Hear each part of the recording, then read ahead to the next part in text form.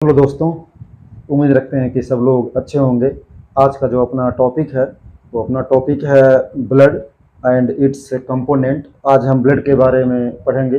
जैसे आपको पता होगा, जैसे अपना जो ब्लड है, अपना अपने ब्लड के थ्रू ही हमारे बॉडी में जितनी भी सब्सटेंस हैं, जैसे मिनरल्स हो गए, एंजाइम हो गया, हार्मोन हो गया, फूड्स हो गए, साल्ट हो गया, इन सब का जो गैसेस हो गए, सब ट्रांसपोर्ट जो होता है वो हमारे पूरे बॉडी में ब्लड के थ्रू ही जो होता है ट्रांसपोर्ट होता है।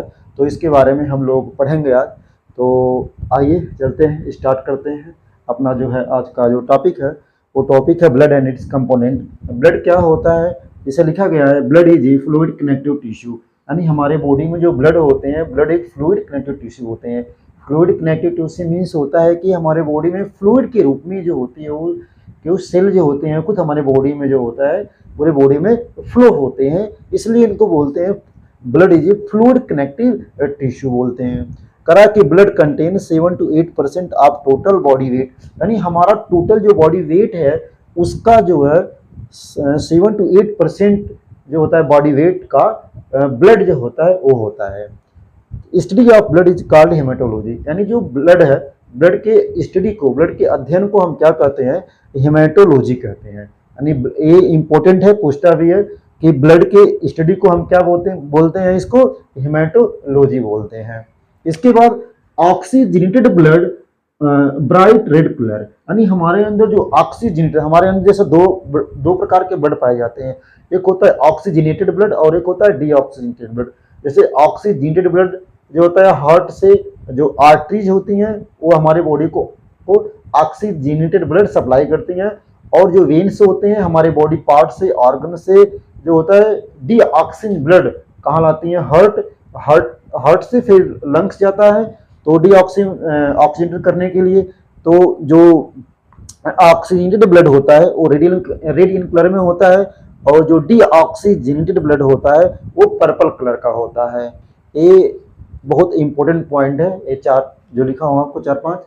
नेक्स्ट, जो ब्लड सेल होता है, ब्लड सेल को जो ब्लड होते हैं, ब्लड को दो भागों में बांटा गया है, एक ब्लड सेल और एक प्लाज्मा। यानी जो ब्लड है, ब्लड में दो पार्ट, एक ब्लड सेल के बारे में पढ़ेंगे और एक प्लाज्मा के बारे में पढ़ेंगे। जो ब्लड सेल होते हैं, यानी ब्लड में जो ब्लड सेल होते हैं वो तीन प्रकार के होते हैं। एक होता है इरिथ्रोसाइट, दूसरा होता है ल्यूकोसाइट और तीसरा होता है प्लेटलेट्स। अब हम इरिथ्रोसाइट के बारे में पढ़ेंगे। जो इरिथ्रोसाइट होता है, इरिथ्रोसाइट इसका जो लाइफ स्पेन होता है लगभग 120 डे होता है। ये लाइफ स्पेन क्या होता है? लाइफ स्पेन मीन्स होता है जब इसका निर्माण हुआ आरबीसी का, तब से लेकर के कब तक हमारे बॉडी में और रहेगा, सस्टेन करेगा, इसी को बोलते हैं लाइफ स्पेन। तो लगभग बनने के बाद से 120 दिन तक वो हमारे बॉडी में रहेगा। तो जो इरिथ्रोसाइट होता है इसको हम आरबीसी कहते हैं।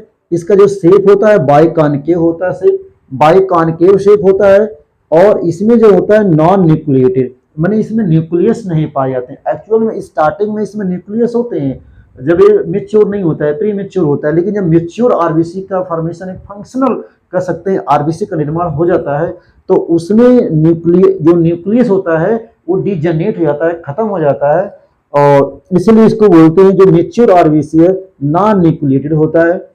Number very in male and female में, यानी जो आरबीसी की जो नंबर है, संख्या है, वो मेल और फीमेल में वेरी करता है। वेरी मीन्स मेल में इसकी संख्या कुछ और है, फीमेल में इसकी संख्या कुछ और है। जैसे इन मेल में 5 to 5.5 मिलियन पर माइक्रोलीटर होता है, हम बात करें मेल की, एंड इन फीमेल में 4.5 to 5 मिलियंस पर माइक्रोलीटर होता है। इससे पता चलता है कि अगर जो हम मेल और फीमेल की बात करें तो मेल में जो होता है आरबीसी की संख्या फीमेल से ज्यादा होता है। इसके बाद तीसरा पॉइंट जो है, इन आरबीसी में रिस्पिरेटरी पिगमेंट पाई जाती है जिसको हम हीमोग्लोबिन कहते हैं। यानी हमारे अंदर एक जो रिस्पिरेटरी पिगमेंट है उसका नाम है हीमोग्लोबिन। इसको रिस्पिरेटरी पिगमेंट इसलिए कहते हैं, जब हम सांस लेते हैं तो हमारे जो गैस है, जैसे ऑक्सीजन होता है, ऑक्सीजन को कैरी कौन करता है, पकड़ता कौन है? हमारे ब्लड में पकड़ता कौन है, यानी कैच कौन करता है कह सकते हैं, तो ये हीमोग्लोबिन पकड़ता है। तो इसीलिए इसको हम हीमोग्लोबिन के रिस्पिरेटरी पिगमेंट कहते हैं। ये कहाँ पर प्रेजेंट होता है, आरबीसी के अंदर प्रेजेंट होता है, इसीलिए इसको रिस्पिरेटरी पिगमेंट के नाम से भी हम जानते हैं। इसके बाद obtain from red bone marrow, यानी जो आरबीसी होता है ये प्राप्त कहाँ होता है, यानी जो हमारे अंदर जो बोन होते हैं रेड बोन मैरो से ये प्राप्त होता है। रेड बोन मैरो से ये इंपॉर्टेंट पॉइंट है कि आरबीसी कहाँ से प्राप्त होता है, कहाँ से बनता है, रेड बोन मैरो से। फिर transport of gases like oxygen, CO2 etc, यानी जो इरिथ्रोसाइट होता है ये जो गैसेस होते हैं जैसे ऑक्सीजन, CO2 का, इन गैसों को क्या करता है, ट्रांसपोर्ट करता है, इसलिए इनको रिस्पिरेटरी पिगमेंट कहते हैं। दूसरा ल्यूकोसाइट को हम क्या बोलते हैं, WBC या व्हाइट ब्लड सेल बोलते हैं इनको, यानी ल्यूकोसाइट को हम क्या बोलते हैं, व्हाइट ब्लड सेल बोलते हैं। WBC जो होता है ग्रेन्यूल्स के आधार पे दो प्रकार के होते हैं, एक होता है ग्रेन्यूलोसाइट और एक एग्रेन्यूलोसाइट। ग्रेन्यूलोसाइट मतलब क्या होता है, जो सेल होता है, जैसे जो सेल है इनके अंदर जो होता है ऐसे न्यूक्लियस का ऐसे ग्रेन्यूल्स पाए जाएंगे। तो ये जो ग्रेन्यूल्स होते हैं, जो ग्रेन्यूलोसाइट बोलते हैं, इनमें ये कितने प्रकार के होते हैं, ये ग्रेन्यूलोसाइट 3 प्रकार के होते हैं, जैसे न्यूट्रोफिल, बेसोफिल और इस्नोफिल। अब जो WBC होता है हमारे अंदर ये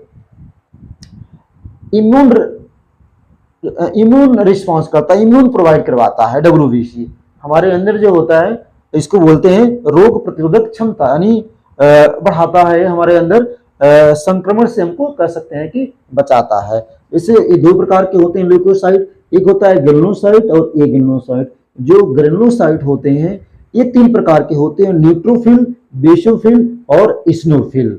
अब जो न्यूट्रोफिल होते हैं, अगर जो हम टोटल WBC की बात करें तो टोटल WBC का जो न्यूट्रोफिल होता है वो 65% पाया जाता है, यानी कह सकते हैं कि टोटल WBC का सबसे ज्यादा जो सेल है पाया जाता है वो न्यूट्रोफिल है। न्यूट्रोफिल जो होता है 2 to 5 लोब्स होते हैं, इसके पास जो न्यूक्लियस होते हैं, इसके पास न्यूक्लियस जो होते हैं, जो यहाँ पे जो ग्रेन्यूल बोल रहे हैं ये 2 to 5, 2 लोब भी हो सकते हैं, 3 लोब भी हो सकते हैं, 5 लोब भी हो सकते हैं, इसलिए 2 to 5 लोब्स होते हैं ग्रेन्यूल्स में, जो ग्रेन्यूल्स होते हैं। फिर मोर इन नंबर, इनकी संख्या जो होती है ज्यादा होती है। फिर प्रोटेक्ट फ्रॉम बैक्टीरिया, सबसे इंपॉर्टेंट पॉइंट है कि न्यूट्रोफिल जो होता है वो हमारे बॉडी में किससे प्रोटेक्ट करता है, तो बैक्टीरिया से प्रोटेक्ट करता है। किसको हमको किस ऑर्गेनिज्म से बचाता है, किस माइक्रोब से बचाता है, तो बैक्टीरिया। सबसे इंपॉर्टेंट पॉइंट ये है कि न्यूट्रोफिल जो होता है बैक्टीरिया से हमको बचाता है। बेसोफिल हमारे बॉडी में लेस देन 1%, यानी 1% से कम इसकी संख्या होती है हमारे ब्लड में। लेस इन नंबर में, यानी नंबर में, संख्या में कम होता है, यानी कितना होगा, 1% से कम होता है। उसके प्रोटेक्ट फ्रॉम एलर्जी, हमको ये जो बेसोफिल किससे बचाता है, एलर्जी से। हमको एलर्जी हो रहा है तो वहां पे ये हमको एलर्जी से प्रोटेक्ट करेगा। और लिखा गया है कि basophil release of anticoagulant like heparin. अब एंटीकोएगुलेंट क्या होता है, जैसे एक एंटीकोएगुलेंट क्या होता है, जैसे हमारे बॉडी में जो ब्लड कंटिन्यू फ्लो हो रहा है तो वो उसको क्लॉटिंग से बचाता है कौन, हमारे बॉडी में, यह हिपेरिन। इसीलिए यानी एक होता है कोएगुलेंट, एक होता है एंटीकोएगुलेंट। एक कोएगुलेंट की मतलब थक्का जमाना और एंटीकोएगुलेंट मतलब थक्का को नहीं जमाना, उसको बोलते हैं हम क्या, एंटीकोएगुलेंट बोलते हैं। और एंटीकोएगुलेंट यानी हमारे शरीर में जो ब्लड फ्लो हो रहा है उसको थक्का नहीं जमने दे रहा है, तो किसकी वजह से, हिपेरिन की वजह से। तो हिपेरिन जो होता है ये रिलीज कहां से हो रहा है, बेसोफिल से हो रहा है, और इसलिए इसको हम कहते हैं एंटीकोएगुलेंट, यानी कोएगुलेंट के खिलाफ जो काम करेगा उसको बोलते हैं एंटीकोएगुलेंट होता है। तीसरा जो ग्रेन्युलोसाइट होता है इस्नोफिल होता है।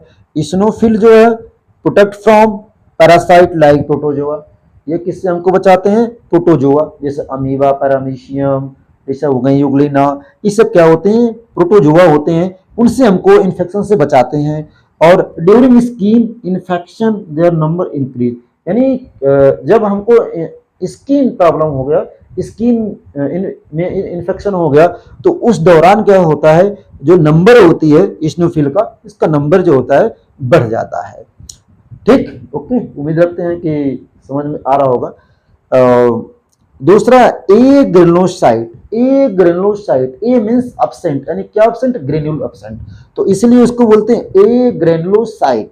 अब ए ग्रेनुलोसाइट दो प्रकार के होते हैं, एक होता है मोनोसाइट, एक होता है लिम्फोसाइट। जो मोनोसाइट होता है लार्जेस्ट ऑफ ल्यूकोसाइट, यानी जो ए ग्रेनुलोसाइट होते हैं, जो मोनोसाइट होता है लार्जेस्ट ऑफ ल्यूकोसाइट, यानी सबसे जो बड़ा जो सेल है वह पूरे डब्ल्यूबीसी का, तो वो मोनोसाइट होता है। और मोनोसाइट किसमें फायदा करता है, किसमें बेनिफिट करता है, यानी कोई इन्फेक्शन हो गया है तो उस पार्टिकल को क्या करेगा, या उस माइक्रोब को फाइगोसाइटोसिस करेगा। फाइगोसाइटोसिस का मतलब उस पार्टिकल को अपने सेल के अंदर उसको लाएगा, तब उसको न्यूट्रलाइज करेगा, तो उसको बोलते हैं फाइगोसाइटोसिस बोलते हैं।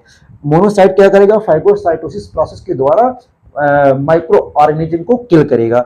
और ये 3 to 9% होता है, टोटल डब्ल्यूबीसी का 3 to 9% जो होता है ये मोनोसाइट पाया जाता है। इसके बाद लिम्फोसाइट की बात करते हैं। लिम्फोसाइट दो प्रकार के होता है, एक होता है बी लिम्फोसाइट, एक होता है टी लिम्फोसाइट। और जो लिम्फोसाइट होता है वो 25 to 33% जो होता है वो टोटल डब्ल्यूबीसी का ये पाया जाता है, near about 25 to 33% of total WBC का ये पाया जाता है। अब ये दो प्रकार के होते हैं, बी लिम्फोसाइट और टी लिम्फोसाइट। बी लिम्फोसाइट का काम क्या होता है, बी लिम्फोसाइट हमारे बॉडी में, हमारे अंदर क्या करते हैं, ये एंटीबॉडी का प्रोवाइड करते हैं, एंटीबॉडी का फॉर्मेशन करते हैं। एंटीबॉडी ही हमारे बॉडी में जो ऑर्गेनिज्म से जो माइक्रोब्स होते हैं, जो माइक्रो ऑर्गेनिज्म का इन्फेक्शन होता है उनसे लड़ने का काम करते हैं, उनको किल करने का काम करते हैं। एंटीबॉडी ही उनको किल करते हैं, खत्म करते हैं। तो ये लिखा गया है कि they provide antibody bind to antigen. Antigen का मतलब जो फॉरेन पार्टिकल हो, जो हमारे बॉडी में एज ए टॉक्सिक रूप में काम कर रहा है। एंटीजन दो प्रकार के होते हैं, एक इंटरनल होते हैं, एक एक्सटर्नल होते हैं। एक्सटर्नल मीन्स हमारे बॉडी से बाहर का कोई पार्ट है जो हमारे बॉडी के लिए हार्मफुल होता है, तो उसको हम एक्सटर्नल एंटीजन बोल सकते हैं। और जो हमारे अंदर हमारे बॉडी में ही कुछ ऐसे पार्टिकल्स होते हैं जो जनरेट होते हैं, जो एक टॉक्सिन के रूप में काम करते हैं, तो उनको भी हम एंटीजन बोल सकते हैं। और वो क्या करते हैं, उनको भी हमारी बॉडी जो होता है किल, हमारी बॉडी में जो एंटीजन का फॉर्मेशन होगा तो एंटीबॉडी का फॉर्मेशन होगा तो एंटीबॉडी क्या करेंगे, उस एंटीजन को किल करेंगी, उसको हम इंटरनल एंटीजन बोलते हैं। और दूसरा टी लिम्फोसाइट। टी लिम्फोसाइट का काम क्या होता है, they destroy any cell that has antigen, यानी किसी सेल के पास एंटीजन है तो उस सेल को डिस्ट्रॉय यानी खत्म करने का काम जो करेगा ना वो टी लिम्फोसाइट ही करेगा। ओके, अब आते हैं प्लेटलेट्स।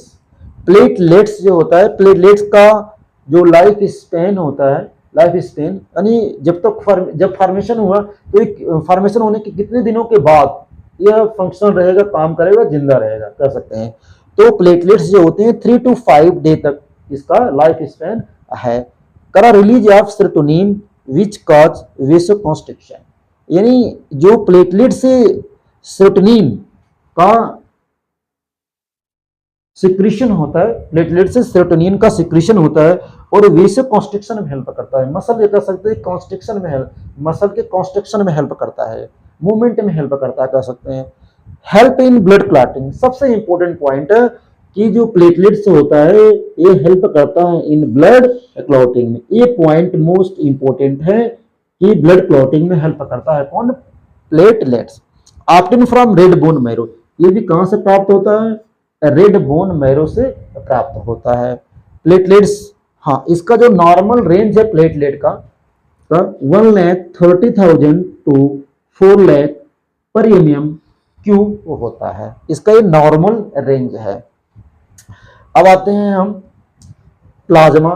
प्लाज्मा जो हमारे ब्लड में जो ब्लड सेल है 45% पाया जाता है और जो प्लाज्मा है वो 55% जो है प्लाज्मा हमारे बॉडी में पाई जाती है, यानी ब्लड में पाई जाती है।